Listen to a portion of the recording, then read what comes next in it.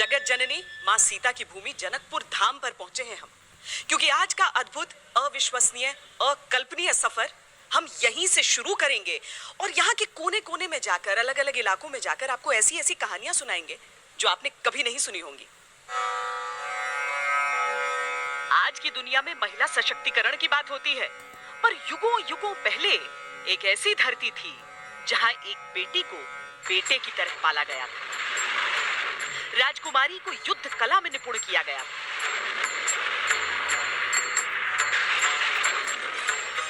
उसे अपना वर चुनने की स्वतंत्रता थी। आज वर्तमान के जनकपुर में हम आपको त्रेता की मिथिला नगरी की सैर कराएंगे। मिथिला के धिया सिया जगत जननी भेली। हम लोग उस भाव से देखते हैं उनको, दामाद मेहमान के भाव से। तो अभी भी राम जी यही है। और मिथिला की जो भूमि है, जनकपुर और सीतामढ़ी का जहाँ तक मामला है, तो वहाँ जन्म स्वयंवर तो यही हुआ। दूर दूर से लोग आते हैं, थाईलैंड से भी यहाँ लोग आते हैं, फिजी से आते हैं। पूरी दुनिया के लिए जो माँ है, इस धरती के लिए वो युगों युगों से बेटी है। अद्भुत है यहाँ की पुण्य पावन धरा। हर समय हम लोग दुल्हा के भाव से ही दर्शन करते हैं 24 घंटा। उनका हाथ से कगन हम लोग कभी खोलते ही नहीं है, मिथिलावासी। जहाँ नगर का हर नर आज भी सीता जी का भाई है, हर नारी उनकी बहन। जहाँ आज भी श्री राम हर नगरवासी के दामाद हैं, वो नगर अकल्पनीय है। सीता जी के सतीत्व की कथा तो घर घर में सुनाई जाती है। आज हम उस आंगन में आपको लेकर चलेंगे जहां वो बचपन में खेला करती थी। मान्यता है कि जब सीता माँ छोटी थी, यहीं पर उनकी परवरिश हुई थी। इसी जगह पर वो खेलती कूदती थी। यहाँ विवाह जो त्रेता युग में हुआ था, सीता जी चारों बहन, राम जी चारों भाई का, उस दृश्य का दर्शन यहाँ दर्शाया गया है। जिन राम के मात्र नाम लेने से ही जन्म जन्मांतर के चक्र से मुक्ति मिल जाती है, क्यों सीता जी की धरती पर उन्हें ही दी जाती है गालियां, इस प्रथा के बारे में भी आज हम बताएंगे। भोजन कराया जाता है और बखान बखान की गालियां देती है महिला लोग, और लोग हंस हंस के पाते रहते हैं। और जहां रखी गई थी मां जानकी की डोली, उसके साक्ष्य से साक्षात मिलवाएंगे। सीता जी का जीवन चरित्र रामायण के उत्तरकांड में आकर अनंत विराम ले लेता है, लेकिन शुरू होता है अयोध्या से लगभग 550 किलोमीटर दूर नेपाल के जनकपुर से। रास्ते में जहां जहां उनके चरण पड़े, वहां वहां तीर्थ का निर्माण हो गया। चलते हैं जनकपुर, सीता जी के धाम, जहां कण कण में कथा समाहित है सीताराम की।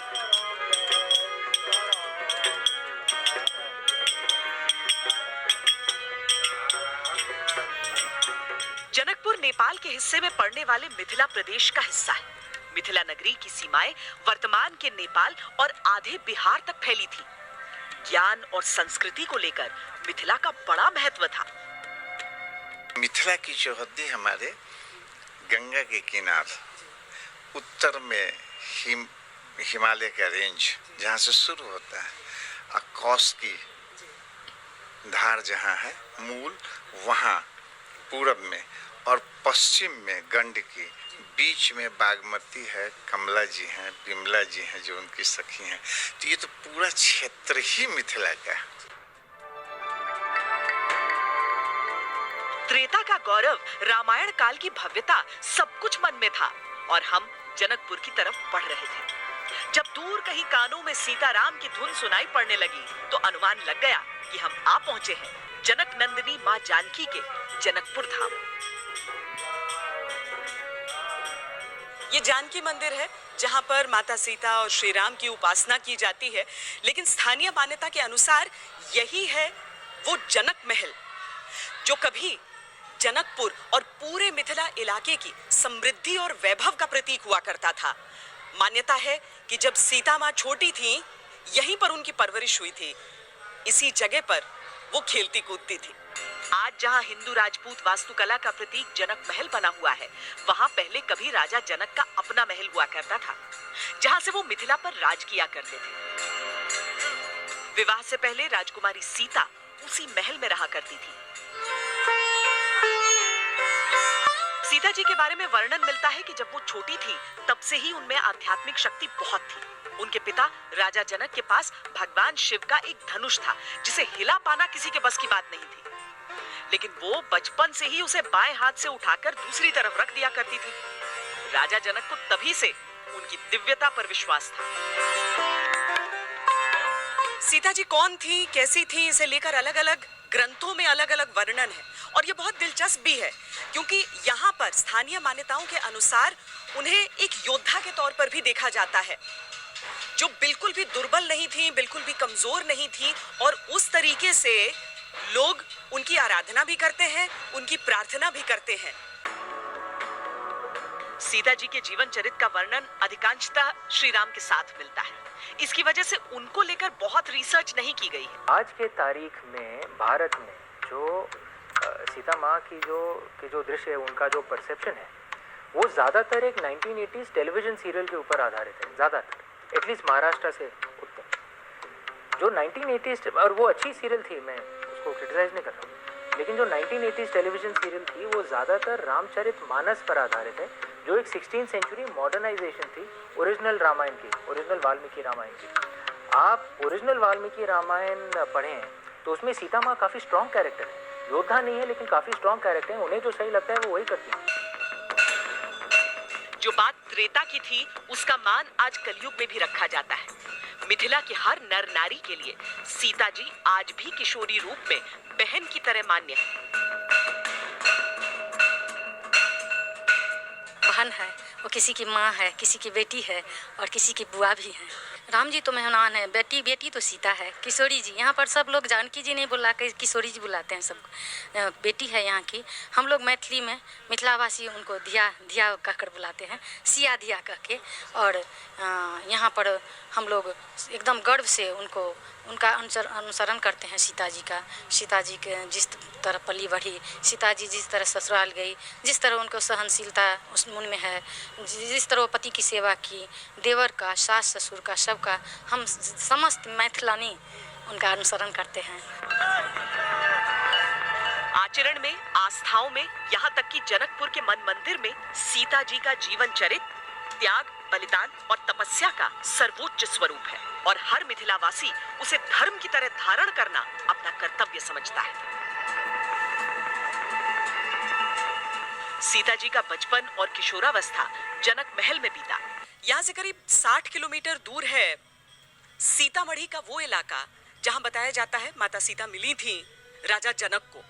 हालांकि अलग अलग धर्म ग्रंथों को अगर हम देखें तो माता सीता के जन्म को लेकर उसमें अलग अलग वर्णन हमें मिलते हैं। ये अपने आप में अद्भुत है।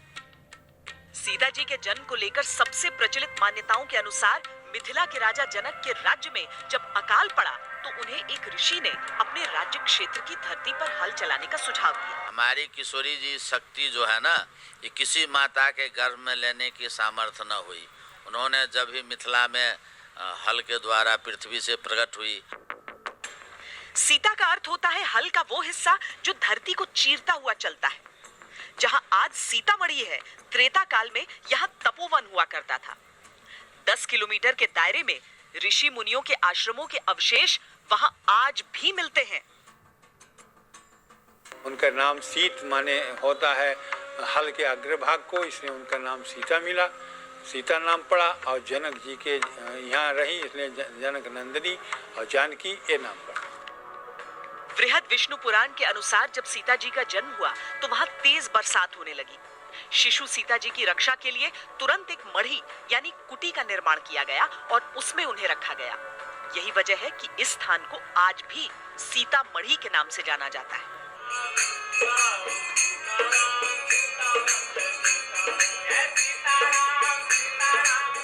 बिहार के सीतामढ़ी में पुनौरा धाम नाम की जगह पर माता सीता के मंदिर को उनकी जन्म स्थली के तौर पर पावन माना जाता है।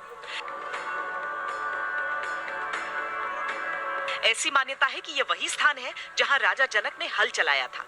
मान्यता ऐसी भी है कि सीता राम विवाह के बाद राजा जनक ने ही माता सीता के प्राकट्य स्थल पर राम जानकी की प्रतिमाएं स्थापित करवाई थी, जो समय के साथ विलुप्त हो गईं। अयोध्या के संत बीरबल दास ने बाद में उन प्रतिमाओं की खोज की और पूजा अर्चना शुरू की। तब से ये मंदिर आस्था का अद्भुत केंद्र बन गया। एक दूसरे विवरण के अनुसार सीता जी राजा जनक की ही पुत्री थी और वाल्मीकि रामायण के बाद में जोड़ घटाव के चलते हल वाले प्रकरण को इसमें जोड़ा गया।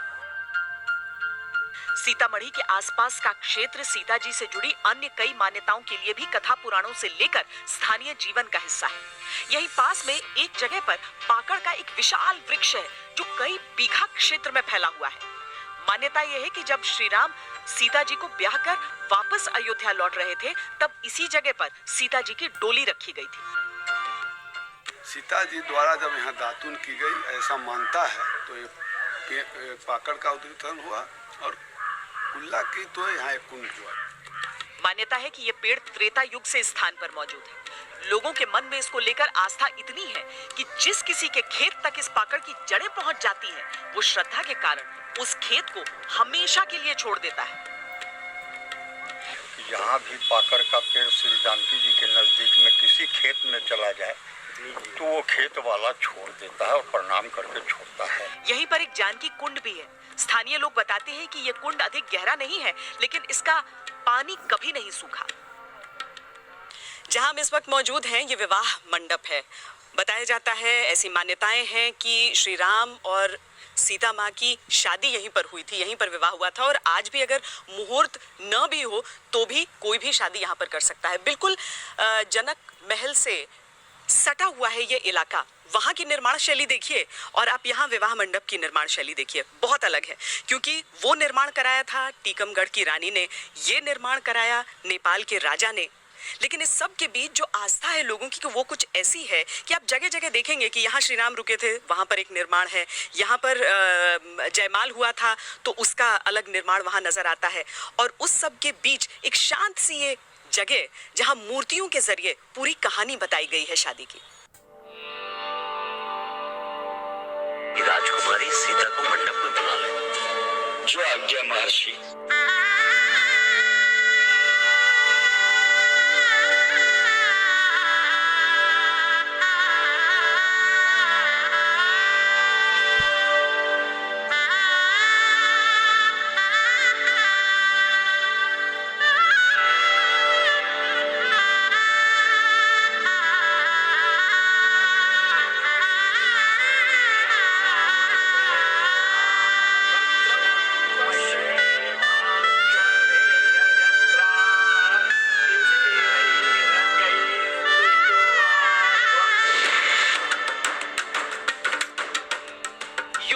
क्या हुआ उसे किसने देखा, पर वर्तमान में अगर कथाओं के भौगोलिक साक्ष्य हो तो बात अद्भुत हो जाती है। सबसे पहले सिंहासन में सीता राम जी हैं, अब बाएं तरफ सीता जी हैं।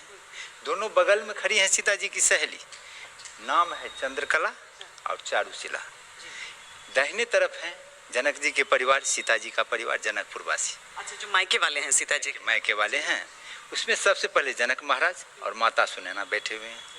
बीच में पुस्तक लिए उनके कुलगुरु सतानंद जी महाराज हैं, जो कन्यादान करा रहे हैं। और इस तरफ है अयोध्यावासी। सबसे कोने में सबसे पहले हैं राम जी के पिता दशरथ जी। बीच में है इनके कुलगुरु वशिष्ठ जी। और ये सामने जो देख रहे हैं, ये है विवाह वेदी। विवाह वेदी जहाँ विवाह का कार्यक्रम संपन्न हो। यहाँ दिन और तिथि से कोई मतलब नहीं लोग रखते हैं। जैसे वर्जित हिंदू विवाह माना गया है भादव, सावन, पूष, चैत्र, ये सब महीना वर्जित विवाह के लिए माना गया है। लेकिन यहाँ दिन और तिथि से कोई मतलब नहीं रखा जाता है। यहाँ हर एक दिन, हर एक तिथि में, हर एक महीने में विवाह होता है। अच्छा। हाँ, वो दूर दूर से लोग आते हैं, थाईलैंड से भी यहाँ लोग आते हैं, फिजी से आते हैं। जहाँ जहाँ हिंदू हैं उन सबों को ये पता है, तो वो अपना शादी के लिए यहाँ आते हैं और बुकिंग कराते हैं और शादी करा के जाते हैं।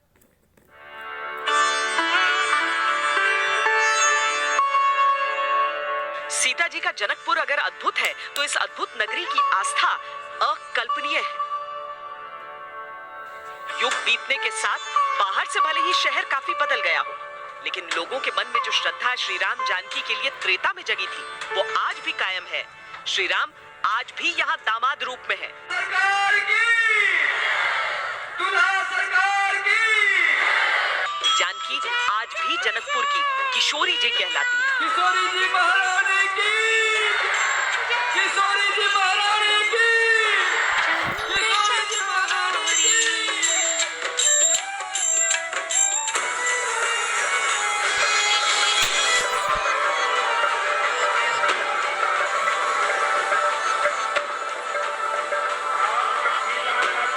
अद्भुत ये भी है कि अयोध्या और जनकपुर के बीच का जो रिश्ता राजा जनक और राजा दशरथ ने बांधा था, उस रिश्ते की परंपराएं आज भी कायम है।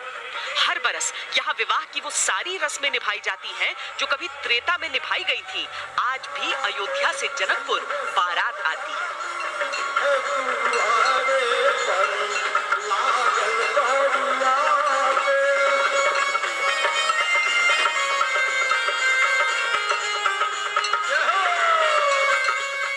अयोध्या ये जानकी जी के ससुराल है। हाँ। तो ससुराल के नाते वहाँ से धाम का एक आदर समझ के वहाँ से कपड़ा खरीद के यहाँ भगवान के लिए आता है।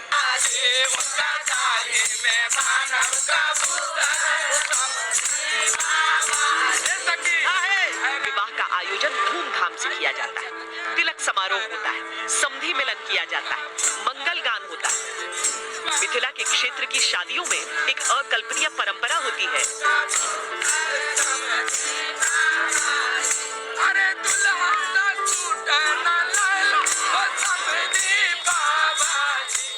विवाह समारोह के दौरान लड़की वाले लड़के वालों को गीत के जरिए गालियां देते हैं। अब रिश्ते के अनुसार श्री राम जनकपुर के दामाद हैं, सो विवाह समारोह में उन्हें और पूरे वर पक्ष को आज भी गालियां दी जाती हैं।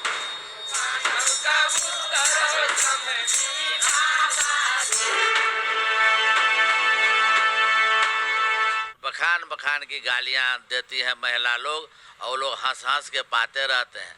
जब गालियां बंद हो जाए फिर भोजन बंद कर देते हैं।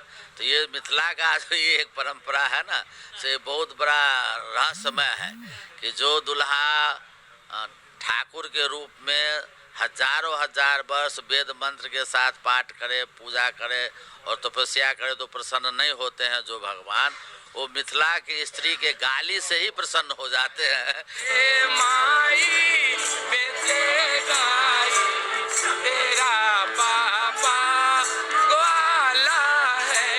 मिथिला की इस परंपरा का कारण स्पष्ट रूप से कोई नहीं जानता, लेकिन हर ब्याह में गाली गाने का चलन है। बता दो लोगवा देत काहे गाली, बता दो। हर भक्ति की झलक मिलती है।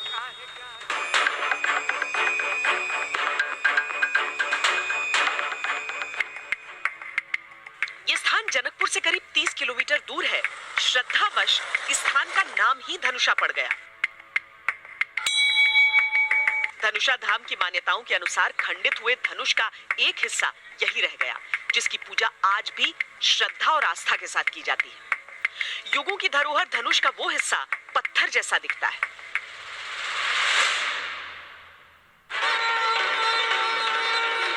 श्री राम और सीता के विवाह के साथ साथ भरत का मांडवी से, लक्ष्मण का उर्मिला से और शत्रुघ्न का श्रुतकीर्ति से विवाह हुआ। उर्मिला राजा जनक की पुत्री थी, जबकि मांडवी और श्रुतकीर्ति उनके छोटे भाई कुशध्वज की बेटियां थीं। जनक महल और विवाह स्थल का पुनर्निर्माण तो कुछ 100 वर्षों पहले हुआ, लेकिन जो चीज अद्भुत है वो ये कि वाल्मीकि रामायण में जो प्राकृतिक चीजें वर्णित हैं, वो भी हूबहू उसी जगह पर मौजूद है।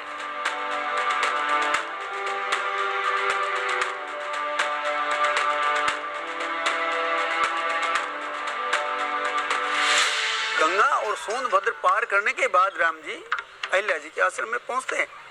तो वो दरभंगा के पास अहियारी नाम का गांव है। आज भी बहुत मान्यता है उस मंदिर की। अहिल्या माँ का वो मंदिर माना जाता है।